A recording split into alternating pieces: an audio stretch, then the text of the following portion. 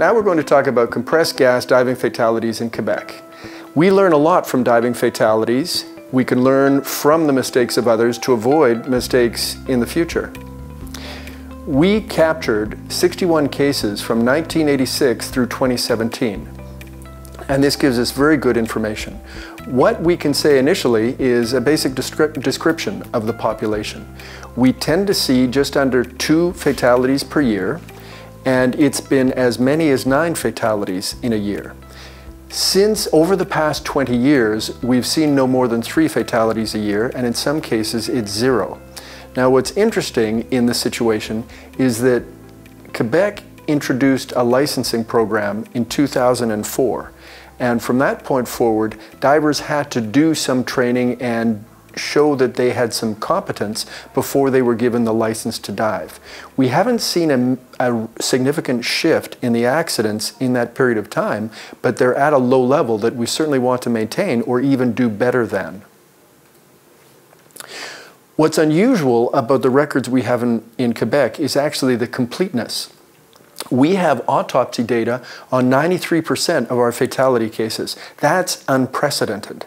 And we also have 84% of those autopsies being conducted at a single facility. That gives a consistency in the process that really is unparalleled. That makes for great data.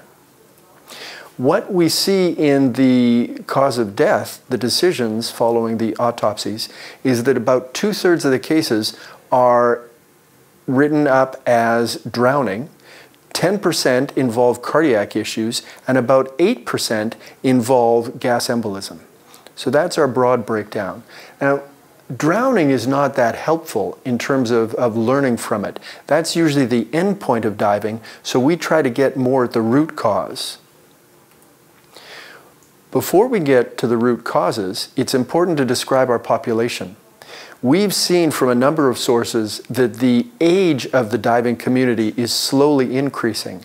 We see that same pattern in the fatality records.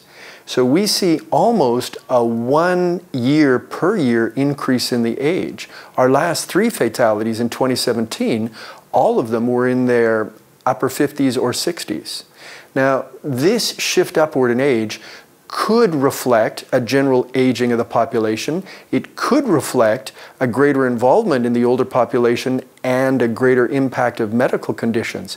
We don't really know why we're seeing this, but it's important for people to be aware that older divers can be at risk, and we're certainly seeing that reflected in the fatality records.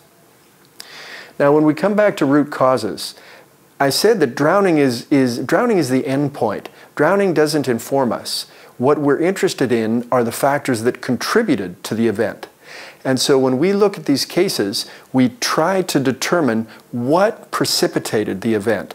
And in most cases, it's not one factor. That's another very important thing for divers to recognize. We typically talk about a chain of events. And if we can break that chain at any number of points in the development of the chain, we can stop an accident from progressing. And that's very critical, that we have adequate communication and thoughtfulness and decision making that allows people to avoid having that chain become so burdensome that it ends in fatality. Now, when we look at the conditions, the contributing factors, the number 1 contributing factor that we see is exceeding level of competence. And that may sound like we're just blaming the diver, but that's not the goal here. We're not trying to blame someone. We are more interested in understanding. But in the majority of cases, and when I say the majority of cases, in a large number of cases, not more than half the cases, but in a substantial number of the cases, more than 25%, we're seeing that the divers appeared to have exceeded the level of competence we would expect from someone with their level of experience and level of training. So that's a problem. We know that comes down to the diver. Recklessness also factors fairly highly in the accidents. So we have people who made decisions that weren't perhaps the best ones they could make. And this is really important for all of us to recognize. We are all just one step away from being in an accident. We have to be aware of each decision we make to make sure that our risk is as low as is reasonably acceptable. The next level of concern we have is, or the next contributing factor, is inadequate supervision. And this can come up in a number of ways. This could come up in an instructor-student capacity. It could come up with an inexperienced and more experienced pairing. But in a lot of cases, there seemed to be a problem with inadequate supervision. This was also seen in some commercial events where we had a working diver in the water with inadequate supervision on the surface with that diver. So inadequate supervision can come up in a lot of different ways, but it certainly is a factor that we see. The next high-ranking issue would be medical health issues.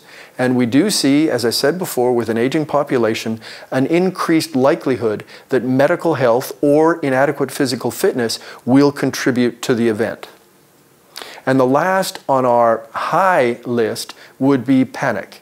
And there are a number of reasons that we can see panic developing. And one of the simple manifestations of this involves the attention to the weight belt. We see a shift in the modern diver towards distributing the weight off the weight belt and putting the weight throughout their equipment. This may be helpful for comfort, but in an emergency it can be problematic. There is something quite protective about being able to release one buckle and drop a weight belt.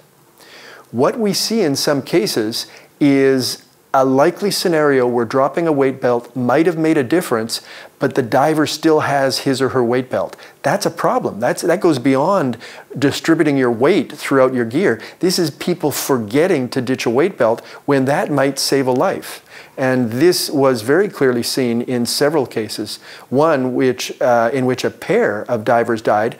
They were both overweighted and they could have easily dropped their weight belts, single weight belts, pardon me, but they didn't and they ended up drowning. So we have to be aware of panic and the ramifications of that.